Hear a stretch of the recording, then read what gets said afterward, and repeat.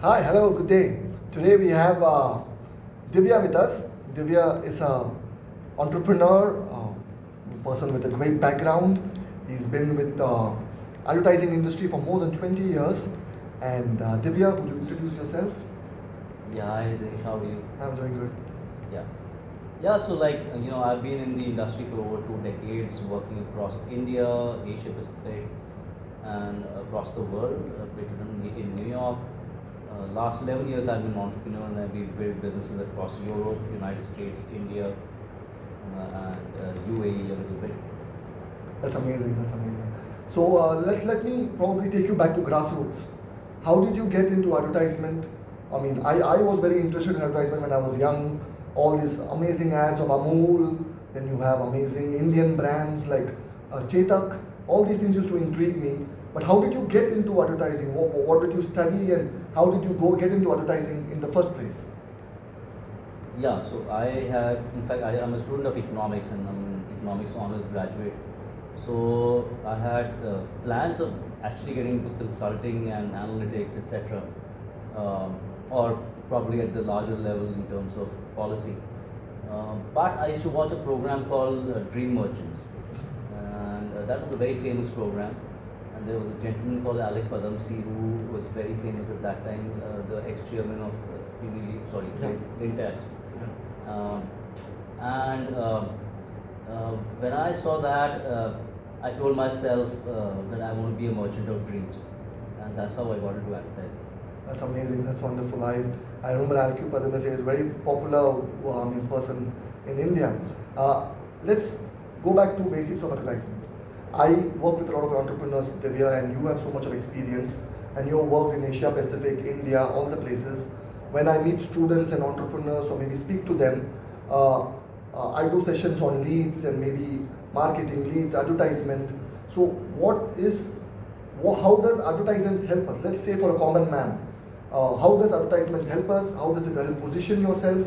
And then we will get into the complexities of advertisement first. But why is advertisement needed, and what it changes in people's mind? Yeah, so and you're talking from a very common man perspective. Yes, very simple. Because if tomorrow somebody has a budget and they're starting a startup, like we have so many of them in IIT, why is advertising important to them? They focus on sales, they focus on product, but advertisement is a key piece.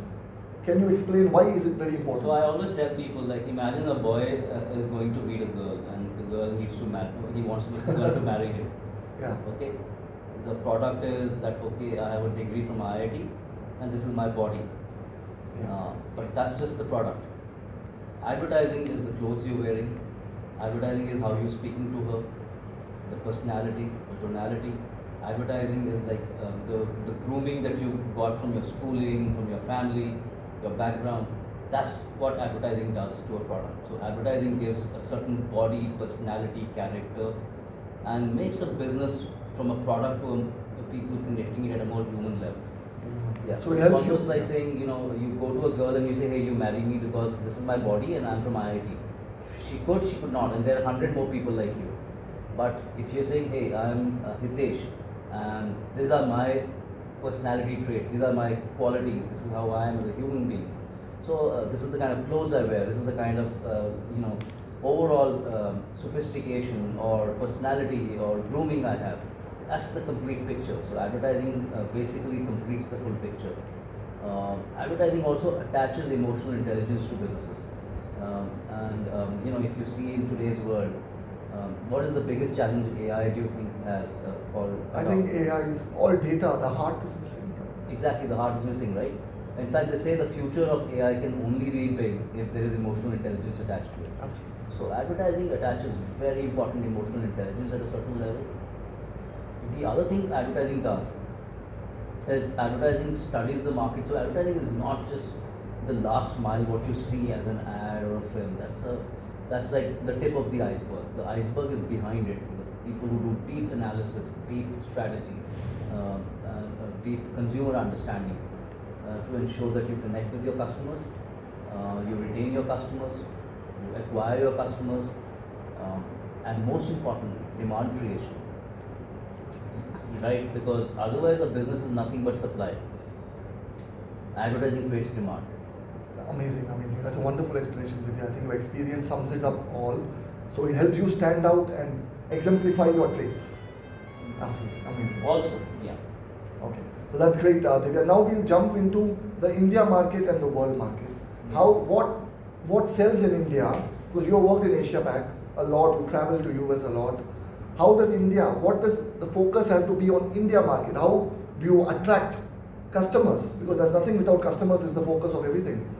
How do you sell in India? How do you target the Indian customer? What is the secret? First and foremost, there's no thing, in my opinion, as what you call as the Indian consumer. I always tell people this is a very large country, and especially when I'm talking to people from outside India, for them to understand India and think that India is like other countries is by itself a wrong starting point, in my opinion. This is a very large country. This is a very diverse country. This is a country which is diverse on education. This is a country which is diverse on income levels. This is a country which is diverse on culture. It's anyway the largest populated country in the world. So the average size of a country in the world is 7 crores. India is 144, which technically means even from a population perspective, there are like 20 countries inside a country. Right?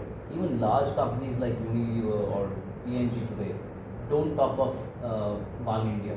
Their strategy is winning in many Indias. So I can answer that question more specifically in terms of which India you want to win in, but we do know what are the many Indias and how to win in all those Indias. I think India talks about so many states and cultures, and we'll have to.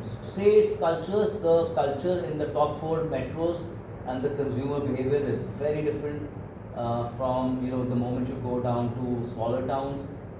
It is very different to rural India, which is still 70% of this country's population. So there is not really one formula that by and large works with India. That is why India is as good as the universe. So can you answer what works in the universe? What works in the universe? I don't know. I think a lot of hard work and love and understanding. Yeah, so those universal things will work, but beyond that, India is a complex. I almost say India is as complicated as the rest of the world is. In fact, if you see, I've worked across the world. It is the most heterogeneous market in the world. So even if you look at China and United States, which are the other 2 big economies and big countries of the world, America is very unidimensional. Despite having a very multicultural population, one is a much smaller population. By and large, consumer dynamics are still far more unidimensional there, and it's even in some parts of American culture is very unidimensional. Same with China for sure. China is by and large one system, one religion, one party kind of system. That's not India. Well, that's why I say that India, you need to win in many Indias.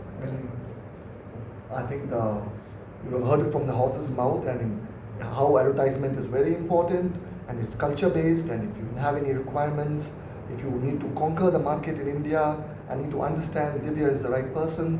Before we sum up, Divya, what are your top 3 qualities for the entrepreneur to grow in India? A lot of young people are watching us.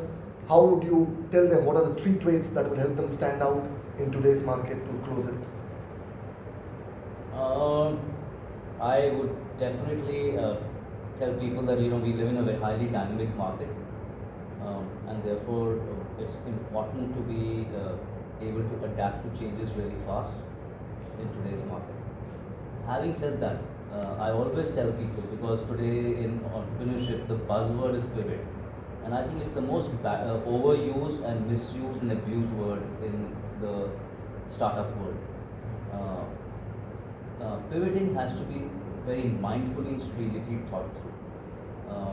You need to have a very clear strategy, because focus and belief is the heart of building anything in life, not just a business, whether it is a movement, whether it is your own life purpose, or it is your business. If you don't have absolute clarity, focus and belief, you will not be able to succeed, because you will find challenges. You will find times which are tough, which question your belief as well. But if you're clear, if you're focused, and you have belief, you will keep going on towards your journey and your purpose. Absolutely, yeah. That's wonderful, Divya. Thank you. Very heart touching. Focus and dedication and belief is the key. Thank you, everybody, for joining us, and thank you, Divya. See you.